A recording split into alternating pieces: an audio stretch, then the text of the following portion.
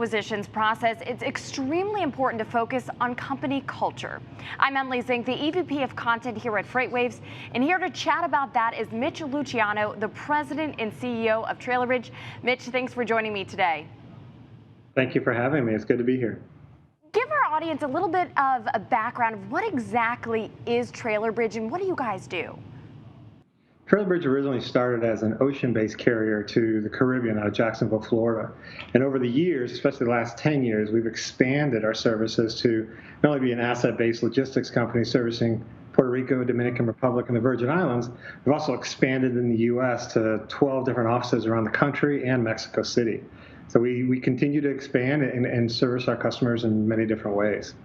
Culture is one of the most difficult aspects of a company to integrate or maintain during the M&A process. Mitch, what are some steps that companies can take to ensure a successful transition when it comes to company culture?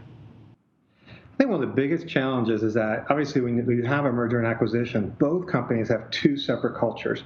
And typically the acquiring company or the senior lead on a merger side tries to sometimes force their culture upon the other one instead of merging the two together. There's a way you can look at both cultures, listen to both sides, and create essentially a new one that allows for both sides to strive. And when you see one company force it, it typically fails right away. And a lot of times companies will do enough due diligence in the forefront of the culture side. They look at the finances, they look at the customer base, they look at the employee roster, they look at all the critical things that are just as important, but actually talking to the employees and understanding what they love about their current company that you're acquiring, or what they don't like that maybe you can show attributes on your own company that make it a little more appealing to them as part of the acquisition. You mentioned buying into a culture. What are some key factors in gaining that buy-in across the organization? I think it first starts with listening and genuinely listening, not just listening and looking off in the distance, listening and seeing how you can actually implement some of the ideas they have, because more than likely they're going to have a lot of ideas, some very good, probably some not so good, of changing some of the things they do on a day-to-day basis.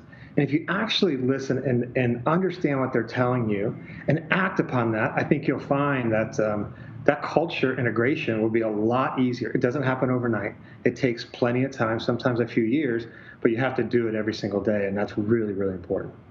You talked about it's not, you just don't flip a switch. It's not an overnight change, but you need to ease the company into this culture change.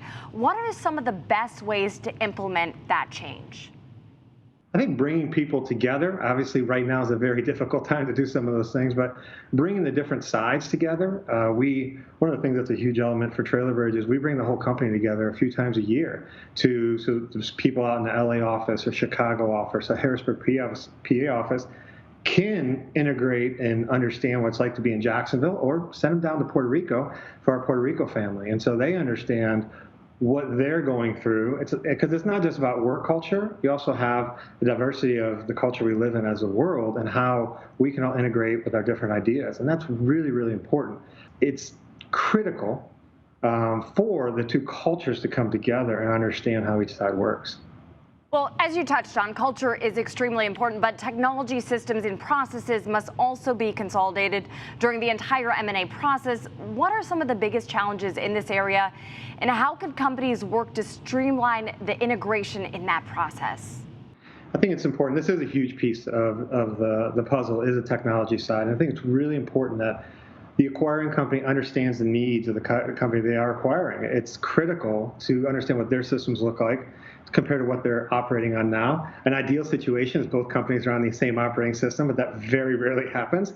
And so when you are able to communicate and listen to the people of the company you're acquiring, see what their needs are, and see if you can implement those needs into the current system you have, and also show them how that new system can drive efficiency for them and help their customers grow. Because obviously with growth typically means the employees are making a little more money, and if you can show them how there's an opportunity for growth not only in your professional career and also your pocketbook, those things are encouraging the employees, and they'll be more than willing to listen to you if you listen to them first. It's really critical. That was great insight today. Again, Mitch Luciano, the President and CEO of Trailer Bridge. If you'd like to find more content like this, head to FreightWaves.com or download the FreightWaves TV app.